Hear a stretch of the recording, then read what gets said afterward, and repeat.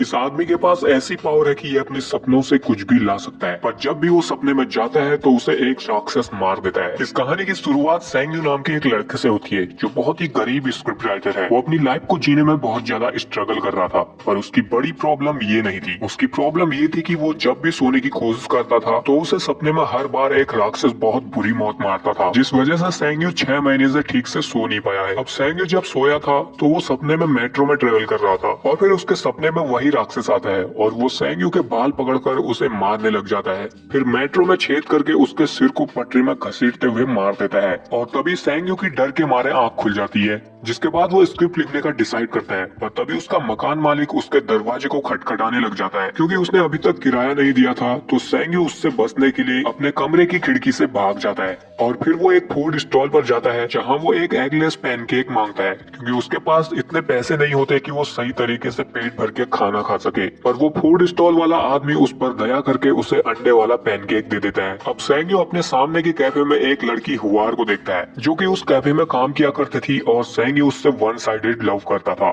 और फिर यहाँ जब वो अपना पैनकेक खा रहा था तो उसके पीछे उसका मैनेजर दोस्त आ जाता है। सेंग्यू उसे देखकर भागने लगता है क्योंकि उसने अभी तक स्क्रिप्ट को पूरा नहीं किया था और भागने के दौरान उससे अपना पैनकेक भी गिर जाता है, लेकिन फिर भी उसका दोस्त उसे पकड़ ही लेता है और वो उसे एक रेस्टोरेंट में ले जाता है जहाँ वो नूडल खा रहा था और सेंग्यू बेचारा उसे देख रहा था। यहाँ उसका दोस्त सेंग्यू उसे डांटता है क्योंकि उसने अपने कॉन्ट्रैक्ट के अकॉर्डिंग स्क्रिप्ट को पूरा नहीं किया है। सेंग्यू उसे अपने सपनों के बारे में बताता है और उसे कहता है कि वो इन सपनों की वजह से सही तरह से कॉन्सेंट्रेट नहीं कर पा रहा है और ना ही वो ठीक से सो पा रहा है, लेकिन सेंग्यू उसकी बातों को नहीं सुनता। वो उससे स्क्रिप्ट पूरी करने के लिए 10 दिन का टाइम देकर चला जाता है और फिर सेंग्यू छुपकर अपने अपार्टमेंट जाता है तो वहाँ उसका सामान उसके रूम के बाहर पड़ा हुआ था, जिसका मतलब था कि उसके मकान मालिक ने उसे घर से बाहर निकाल दिया है। तो अब सेंग्यू रात बिताने के लिए एक कैफे में पहुंचता है जहाँ वो अपने लैपटॉप में स्क्रिप्ट लिखने की कोशिश करता है, पर बहुत ज्यादा भूख लगने की वजह से वो कॉन्सेंट्रेट नहीं कर पाता और आखिर में उसे नींद आ जाती है। पर अचानक से उसके पीछे वही शैतान राक्षस आ जाता है जो उसे ट्रेन में मारने की कोशिश कर रहा था। वो यहाँ जंजीरों से सेंग्यू का गला दबाता है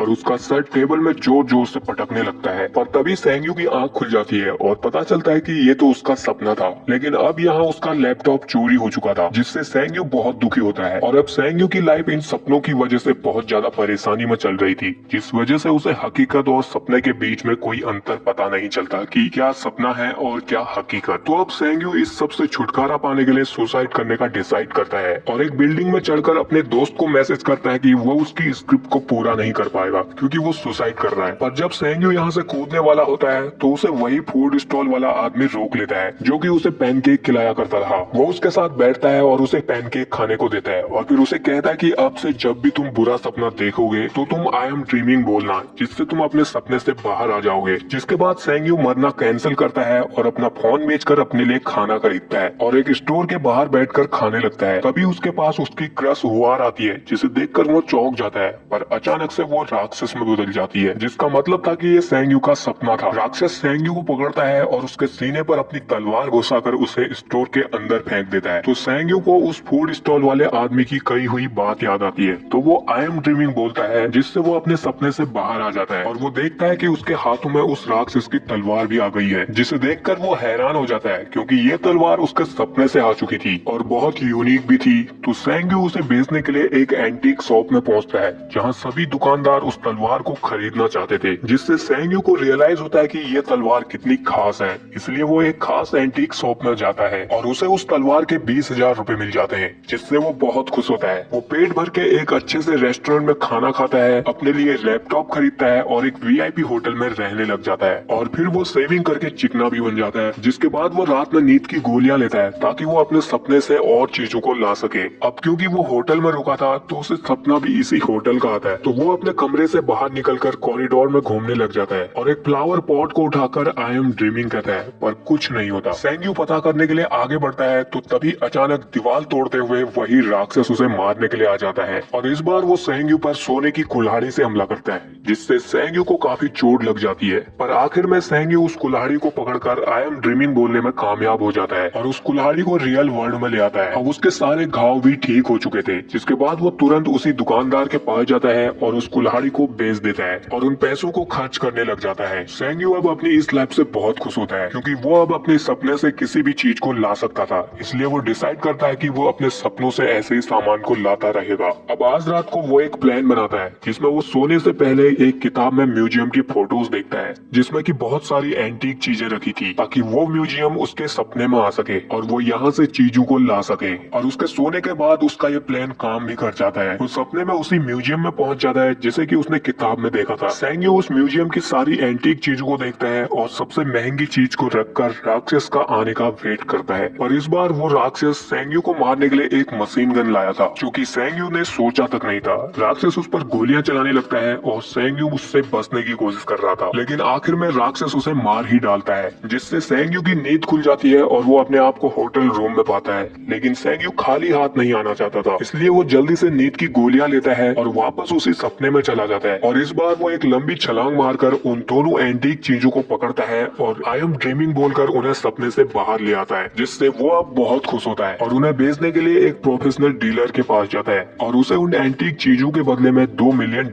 मिलते हैं। जब वो डीलर से मिलकर बाहर आता है तो उसे उसका दोस्त सैंजी मिलता है जो उससे बहुत गुस्सा होता है क्योंकि उसे लग रहा था कि सैंग्यू मर चुका है। तो सैंग्यू उसे अपने साथ एक वीआईपी रेस्टोरेंट में ले जाता है और उसे उसके पैसे वापस देता है जो कि उसने उसे स्क्रिप्ट लिखने के लिए दिए थे। लेकिन सैंजी उसका राज जानना चाहता था कि ये इतनी जल्दी अमीर कैसे बन गया, इसलिए वो सैंग्यू को दारू पिलाता है और उसके टल्ली होने के बाद उसे उसके रूम में सुला देता है और फिर वो सैंग्यू के वॉलेट और चेक बुक को देखने लगता है। लेकिन तभी सैंग्यू अचानक से अपने हाथों में बहुत सारी गोल्ड की चैनों को लेकर नींद से जाग जाता है, जिससे सैंगजी बहुत डर जाता है और अब वो सैंग्यू का राज जान चुका था तो वो अब से सैंग्यू के साथ रहना शुरू कर देता है। अगले दिन सैंग्यू को पता चलता है कि हुआर अपना कैफे बेचने वाली है तो वो खुद ही उसका कैफे खरीद लेता है और उससे डील करता है कि अगर प्रॉफिट हुआ तो वो लोग पैसों को बराबर बांट लेंगे और लॉस हुआ तो सिर्फ उसे लॉस होगा। जिसके बाद से सैंग्यू और हुआर भी एक दूसरे से मिलने लग जाते हैं। अब सैंग्यू वापस अपने होटल में आकर फिर से अपने सपने देखने लग जाता है और सैंगजी उसकी बॉडी को प्रोटेक्ट करता था। सैंग्यू अपने सपने में अब बहुत एक्सट्रीम लेवल पर जा चुका था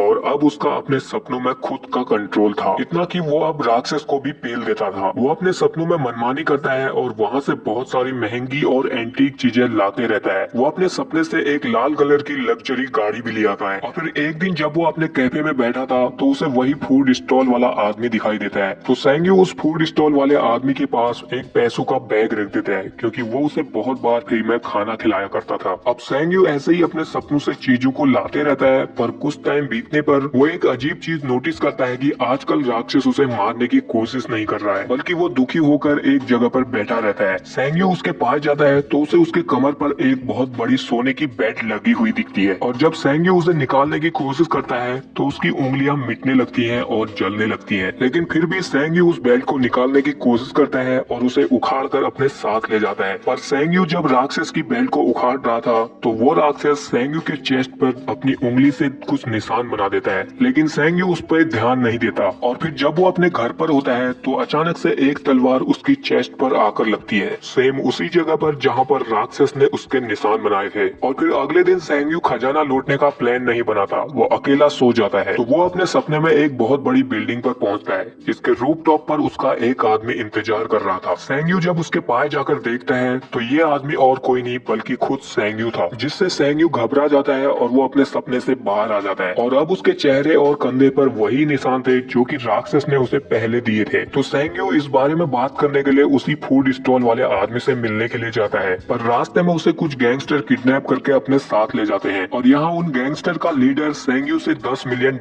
मांगता है। तो सैंग्यू अपने दोस्त सैंगजी के जरिए उन्हें पैसे दे देता है, पर वो लोग पैसे लेकर उसके दोस्त को भी किडनैप कर लेते हैं। जिसके बाद सैंग्यू उनसे बचने के लिए उन सबको अपने अपार्टमेंट में ले आता है जहाँ उसने बहुत सारी एंटीक और यूनिक चीजें रखी हुई थी जिन्हें की वो अपने सपनों से लाया था। लेकिन तभी हुआर सैंग्यू से मिलने उसके अपार्टमेंट में पहुँचती है और यहाँ वो गुंडे हुआर को भी किडनैप करके उसी जगह पर ले आते हैं। और फिर जब उनका लीडर अपने लोगों से इन सबको मारने के लिए कहता है तो सैंग्यू का दोस्त सैंगजी होश में आ जाता है और वो इन सब के साथ लड़ने लग जाता है। सैंग्यू भी उनके साथ लड़ता है पर वो लोग उसे चाकू मार देते हैं, जिसके बाद ये तीनों भागने की कोशिश करते हैं पर इसमें सैंग्यू के दोस्त को वो लोग मार देते हैं। और फिर सैंग्यू और हुआर उनसे बचकर ऊपर वाले फ्लोर पर आ जाते हैं, लेकिन यहाँ पर भी वो लोग उन्हें पकड़ ही लेते हैं और वो लोग सैंग्यू को उठा कर मार रहे थे, जिससे सैंग्यू बेहोश हो जाता है और वो अपने सपने में पहुंच जाता है जहाँ उसे सपने में एक चमकती हुई दीवार दिखाई देती है। और जब वो उस दीवार को छूता है तो उसे वही सीन दिखाई देता है, जबकि वो पहली बार सपने की दुनिया से उस तलवार को लाया था, पर इसमें वो उस दिन मर चुका था और उसे एम्बुलेंस में ले गए थे। जिसके बाद सेंग्यू सपने से बाहर निकलने के लिए आई एम ड्रीमिंग कहता है, पर इस बार कुछ नहीं होता, बल्कि उसके शरीर से खून निकलने लग जाता है और फिर अचानक से उसका शरीर बदलने लगता है और वो वही राक्षस में बदल जाता है जो कि उसे मारने के लिए आया करता था। जिसके बाद उसके हाथों में एक तलवार आती है और वो उस तलवार से उस दीवार को तोड़ने लग जाता है और फिर जब वो दीवार टूटती है तो वो उसी जगह पर पहुंच जाता है जहाँ पर सेंग्यू था। राक्षस उन सभी गुंडों को अपनी मशीन गन से मार देता है, जिसमें हुआर को भी गोली लग जाती है और वो मर जाती है